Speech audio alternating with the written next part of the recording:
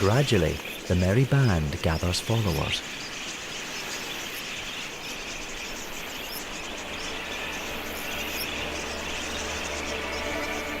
Soon, it numbers many thousands. Then it grows to millions. This is one of the largest flocks of budgerigars ever seen.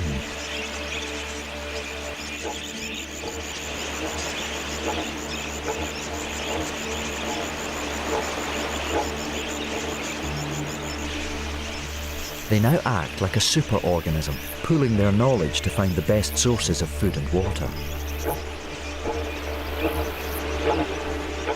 With so many minds working together, they have an overview of vast areas of the outback.